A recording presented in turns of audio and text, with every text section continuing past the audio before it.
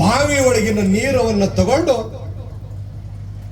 2 ಕೊಡ ತುಂಬಿಕೊಂಡು ಒಂದು ಕೊಡ ತಲೆ ಮೇಲೆ ಇಟ್ಟುಕೊಂಡಿಡು, ಇನ್ನೊಂದು ಕೊಡ ಎತ್ಕೋಬೇಕತ್ತಾಳ.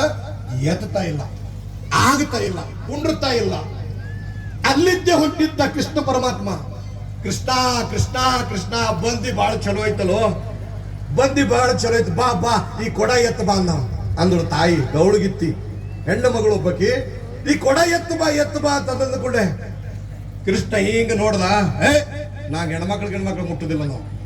ಕೊಡಗಿಡನೇ ಹಂಗ ಕೊಡಗಿಡನ ಎತ್ತದಿಂದ ಕೊಡನಿ ಎತ್ಕೊಂಡು ಹೋಗತ್ತದ. ಹಂಗ ಮಾಡಬೇಡ ಕೃಷ್ಣ, ನಿನಗೆ ನೋಡಿದ್ರೆ ಸಿಟ್ಟನು ಅಟ್ಟೆ ಬರ್ತದ, ನಿನಗೆ ನೋಡಿದ್ರೆ ಪ್ರೀತಿನೂ ಅಟ್ಟೆ ಬರ್ತದ. ಹಂಗ ಮಾಡಬೇಡಪ್ಪ. ಒಂದು ಕೊಡ ನೆತ್ತಿಗಾಗಿದೆ, ಇನ್ನೊಂದು ಕೊಡ ಹೊತ್ತು ಬಾರಪ್ಪ.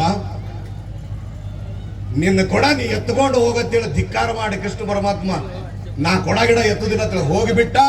ಹಂಗರೆ ಮಾಡು ಹಿಂಗರೆ ಮಾಡು, ಒಂದು ಕೊಡ ಎತ್ಕೊಂಡು ಇನ್ನೊಂದು ಕೊಡ ತನ್ನ ಹೊತ್ತಕೊಂಡು ಗೌಳಗಿತ್ತಿ ಬರ ಬಿರಿ ಬಿರಿ ಬಿರಿ ಕೈ ಬೀಸ್ಕೊತಿ ಎಲ್ಲಿಗೆ ಬಂದಳಪ್ಪ ಅಂತ ಕೇಳಿದ್ರೆ ತನ್ನ ಮನೆಗೆ ಬಂದಳು. ಪುಣ್ಯಾತ್ಮರೇ, ಮನೆಗೆ ಬರೋದೊಳಗು ಇದು ಬಾಗ್ಲ ಕಾಲಿಡ್ಬೇಕತ್ತಾಳ. ಕೊಡ ಇಳಿಸ್ಲಿಕ್ಕೆ ಕೃಷ್ಣ ಪರಮಾತ್ಮ ಮುಂದೆ ಬಂದಾನ. ನಾ ಇಳಿಸಿನ ತಡಿ ತಡಿ ತಡಿ ಅಂತೇಳಿ ಕೊಡ ಇಳಿಸ್ಲಿಕ್ಕೆ ಹೋದ. ಗೌಳಗಿತ್ತಿ ಸಿಟ್ಟಿಗೆ ಬಂದಳು. ಅಲ್ಲೋ ಕೃಷ್ಣ, ನಿನ್ ಬಳಿ ಅಂತ ಭಾವದಾವ ಹೋತಂದ್ರು.